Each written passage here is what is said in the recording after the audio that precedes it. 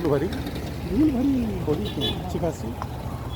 इसकी इज्जत छुपा के थोड़ी सी तुम बोल रहे हो, तो बुरा है ये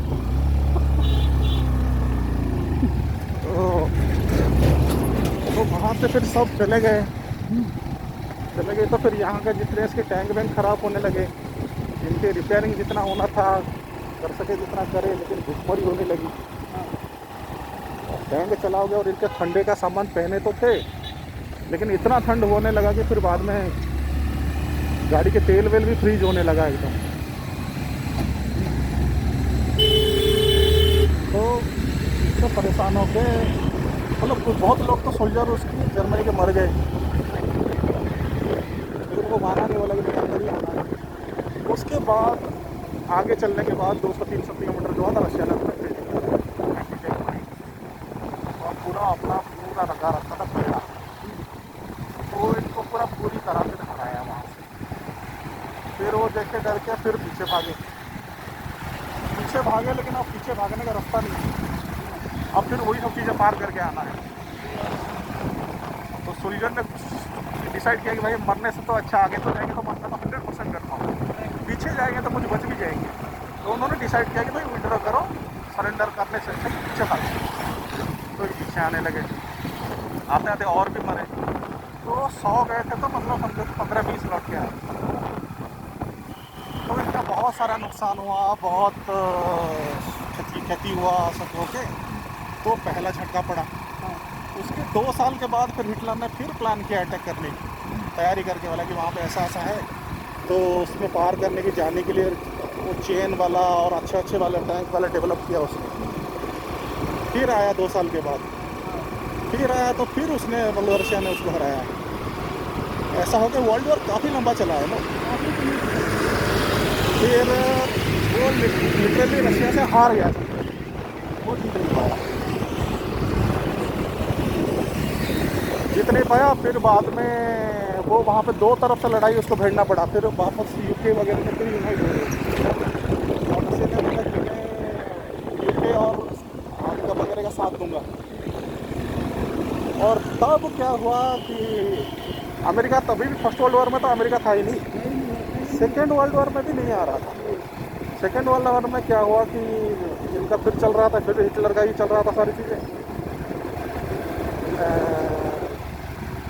और अमेरिका आ नहीं रहा है। तो जापान, पता नहीं कैसे जापान को पता चला कि यूएस के पास रिसोर्स है, यूएस को कब्जा कर लेंगे। जापान चाइना के बहुत सारे टापू वगैरह कब्जा कर लिया था, तो जापान का भी कॉन्फिडेंस हाई था।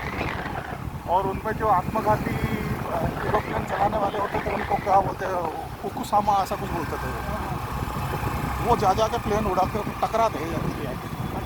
तो फिर उन्होंने जाके पर्ल हार्बर करके आ गए वहाँ जापान वालों। अमेरिका का एक बहुत बड़ा नेवल बेस था पर्ल हार्बर।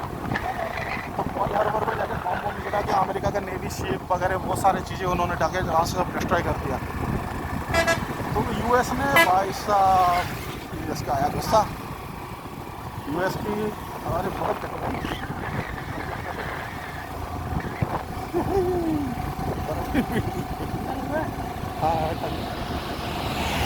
तो फिर यूएस फिर ऑफिशियली कूदा उसमें। फिर यूएस ने बोला कि आप तो भाई साहब जापान, और यूएस ने छुपे छुपाई न्यूक्लियर बम बना दिया था। तभी इनके किसी के पास न्यूक्लियर बम नहीं था, ये खाली टैंक से और ऐसे लड़ाई कर रहे थे, टैंक से और रॉकेट लॉन्चर ये सब खाएंगे सबके पास। अमेरिका ने छुपा छुपा न्यूक्लियर बम बना दिया। अब अमेरिका ने बोला कि यही परफेक्ट टाइम है इसको टेस्ट करके। तो उसने फैटमैन और लिटिल बॉय नाम की 2 बॉम्ब, इसका नाम फैटमैन, दूसरे का नाम लिटिल बॉय, तो हिरोशिमा में गिराया एक, और 2 दिन के बाद नागासाकी में गिराया एक, और जापान के फटके 74 हो गए। उसने बोला कि भाई ये कौन सी चीज़ है, हमने तो बंदूक में 3 और 3 टिचाओ कर रहे थे, ये क्या था, ये बड़ा क्या था। उसने बोला कि भाई ऐसी लड़ाई हम नहीं कर सकते।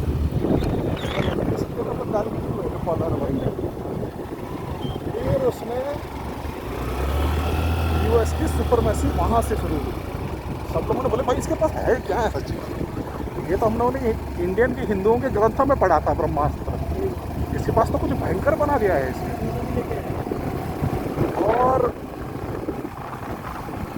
बाद रशिया का तब तक इनके साथ दोस्ती अच्छा था, यूएस के साथ, यूके के साथ।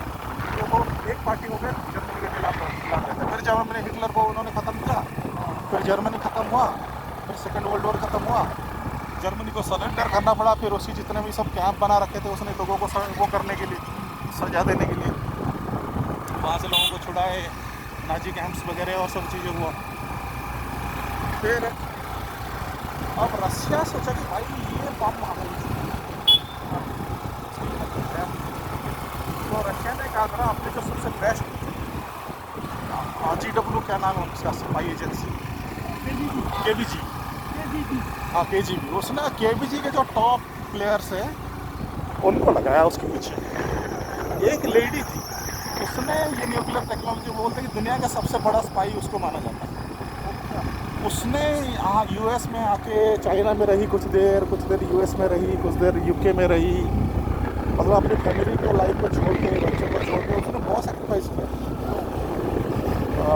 वो भी ज्यूस थी, जब इजरायली वाली थी, वो यहूदी थी। यहूदियों को क्यों खतरा माना जाता है कि अगर दुनिया में कुछ भी खतरनाक चीज़ होता है ना, यहूदी ही करते हैं, सबसे ज़्यादा इंटेलिजेंट होता है। उसको ऐसा कोई नहीं पकड़ पाया। वो आके यूएस की जो यूरेनियम एनरिचमेंट वो सब डिपार्टमेंट में धीरे धीरे के बढ़ के अपनी पढ़ाई करके अपना नॉलेज के बेस में वहाँ पे, और वो मेमोरी उसकी बहुत खतरनाक है, बहुत खतरनाक, बोलते किताब रख लेती थी और फिर आके घर में लिख के फिर उसका कोड होता था, फिर उस कोड से वो रशिया भेजती थी उसको। और रशिया में तब था स्टालिन को सब चीज़ें जा रहा था, तो US को भनक तक लगने नहीं दिया। उसने टेक्नोलॉजी धीरे धीरे शेयर करके पूरा उसने न्यूक्लियर बम का भाई साहब पूरा दे दिया उसको दुनिया का सबसे बड़ा स्पाई अगर किसी को कहा जाता है ना, तो उसको कहा जाता है वो लेडी को। उसके पास है जितने भी इसने जेम्स बॉन्ड वगैरह की मूवी बनाता है ना, अमेरिका स्पाई जाके रशिया में करते हैं, ये करते हैं, वो करते हैं, वो सब कुछ नहीं, सब घंटा घर है। लेकिन असल में रशिया ने इनकी टेक्नोलॉजी ले लिया रशिया। अब रशिया ने फिर वहाँ पर डेवलप किया, करते रशिया को ऐसा कोई मामूली मत मानो। रशिया ने फिर उसके बाद उसने वो तो बनाया न्यूक्लियर बम, लेकिन उसके बाद TSAR करके एक बम बनाया हाइड्रोजन। वो न्यूक्लियर बम से मतलब बोलते हैं कि 500 गुना और खतरनाक है। न्यूक्लियर बम में अलग अलग है कितने मेगाटन होते हैं, तो जो सबसे हाईएस्ट मेगाटन है ना US के पास, उसका 500 गुना वाला एक बनाया उसने TSAR बम। वो TSAR बम देके US की फट के बात कर, उसने बोला कि भाई ये कौन सी टेक्नोलॉजी है, इसको हमें मिलना चाहिए। अब वो रशिया इतना इंटेलिजेंट है कि उस चीज़ को उसने हैक कर ही नहीं पाया।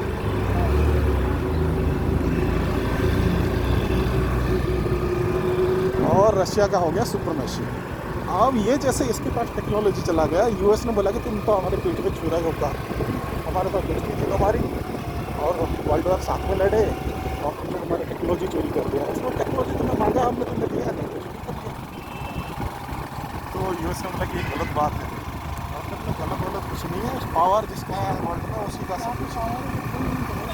तो उस टाइम से फिर इनकी एंट्री हो गई, फिर यूरोप और US मिलकर रशिया की एंट्री हो गई, और उसके ऊपर सैंक्शन तब से चल रहा है, लेकिन उसको घंटा घर फर्क नहीं पड़ रहा है।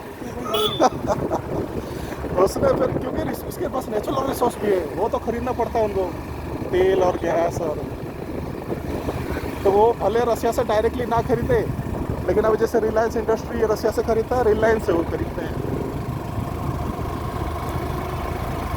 तो ऐसा होते अब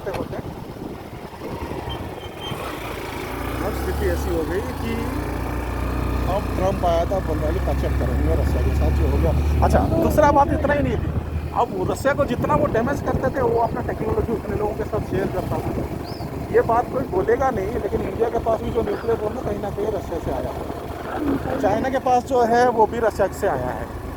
उसने जितने अपने फ्रेंडली कंट्री थे ना रशिया के, उन सबको उसने फिर अपना न्यूक्लियर बम का टेक्नोलॉजी शेयर कर दिया, छोटे मतलब छोटा बम बनाने का। फिर अपने दिमाग लगा के इन्होंने फिर हाई बम बनाना शुरू कर दिया।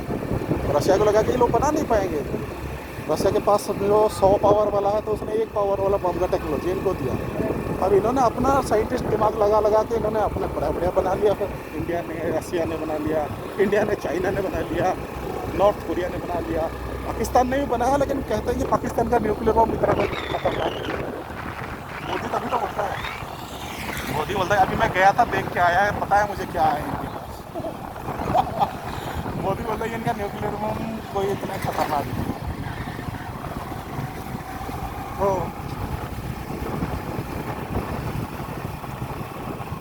नॉर्थ कोरिया के पास अभी ईरान के पास भी चला गया बोलते हैं, कुछ रशिया से ही सबके पास गया है। इसलिए यूएस और आगे को बुला, उसने बोला कि भाई साहब ऐसा करेगा तो ये तो सबको बांट देगा, और जिसके पास एक बार न्यूक्लियर बम आ जाता है यूएस उसके साथ कंप्रोमाइज़ करने को तैयार होता है। नॉर्थ कोरिया तक के साथ उसने कंप्रोमाइज़ करने को तैयार हो गया। जब वो बोलता है